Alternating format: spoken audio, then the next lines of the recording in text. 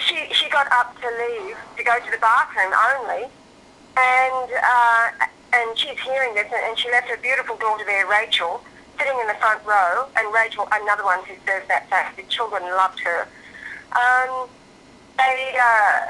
Then he said to her, "That's right, get up," and he said, "If you're going to, just keep on walking and don't come back," because she was one of the women, and all she was doing was going to the bathroom. So as she walked out, she heard within her spirit to shake the dust off her feet, which is the instruction to the disciples if they were received. Let there be peace upon the home they received you, and if they were not received, then shake the dust off your feet and go. So she went to the bathroom and then never ever went back. She sat out in the car waiting for Rachel, and when Rachel came out, she was crying because she's hearing this fat, pompous, greedy devil saying what he said about her mother and me, and as I said, Rachel and her mother served that family with a love that was unbelievable, and that was the reward. So anyway, that's what the church is all about.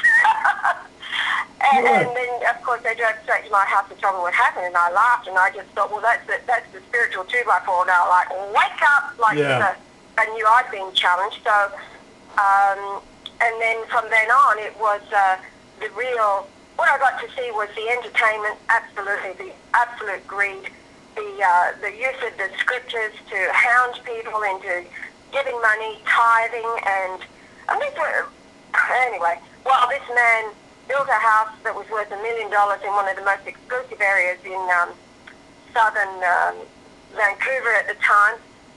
Each time he appeared with Benny Hinn on stage, he would fly down there, and he'd be paid $5,000 US cash, and he would work behind the scenes to uphold his brother Benny,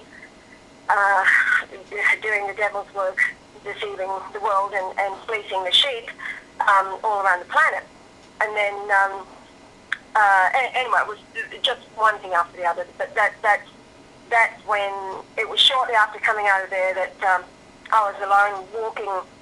I was praying. I used to pray and just commune with you all the time, actually. I call it my cave. I've been in a cave with Jesus for 14 years. And then, and that's when I understood the deception, and I just said, look, come what may, I only want to hear your voice above any other voice, because it's the sheep that recognize your voice. And I said, I'm going to find you. No matter what it takes. I laid down my children, I laid down everything, and I just said, unto death will I find you. I know you're here somewhere. The whole world's being deceived. So that, and then I had once I spoke that, I was actually doubled over with what I describe as a fire that was lit within my belly, and as I went over, I'm thinking about what the angels are doing to him, and I'm saying, all right, I get it. All right, what is this? But that was a fire that was lit in my belly that I needed to sustain me, because it took me 9 years to find you, of course, and I had to face opposition, as you have faced opposition. And the more opposition I faced, of course, the more determined I get to keep going, even in those moments when I thought I was, bordering on insanity. However. Next slide. What? Next slide. Next. Oh, this is it's a wonderful story, isn't it? It is a wonderful story. And the cage of every unclean and hateful bird. I saw. What did I see? I saw when you come out of the church, you're. It's like the veil is removed. The scales fall from your eyes, and you can see the production that it is. And all things out of America, all their preaching, their evangelism, and also at the same time, people like pro-life people who are, picket and outside of wherever. And I saw this video on these pro-life people who were interviewed by this, actually it was an Australian journalist, and he was there, I think it was somebody like, it might have been one of the Chaser guys, but it was in that vein, in comedy, and this guy has gone to interview these people who are taking very seriously this picket, this pro-life picket that they're involved in, And he interviewed them, and he went in there, and I think he made out that he was slightly gay or something like that. So knowing that that would set them right on edge, you know, and this couple was a father and a daughter, this very religious couple from, I don't know, somewhere south. My God, you should have seen the hatred that spilled out of their mouths, and again, just seeing their eyes, and it was, I was astonished. I had never witnessed such hatred come from these two people who are defending the right to life in the name of Jesus. And it was hateful, unclean. It was disgusting, and it's parading as those that love you. You know, God bless us. We're doing His work, but now again, backing up, because they were, you know, this pro-life. I had the experience of going to Capitol Hill with Richard in 1998, I think it was. We did it anyway. Bottom line is he had connections there, and a senator from Pennsylvania. And this man was a Catholic man, and he took his job very, very seriously as regarding representing the people.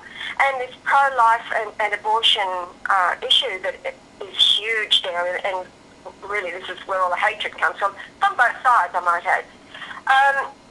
And I was about to launch, you know, standing up for the pro-life side of thing, and I have my own experiences there that I don't judge at all, because I know what I had to face. But I was about to speak, and I was stopped. The words literally were caught in my mouth, and then I heard, you know, my angel speak to me and say very, very clearly, like, this is something you cannot legislate. This is a heart condition. It's to do with the soul, the working out of this, and you cannot legislate it.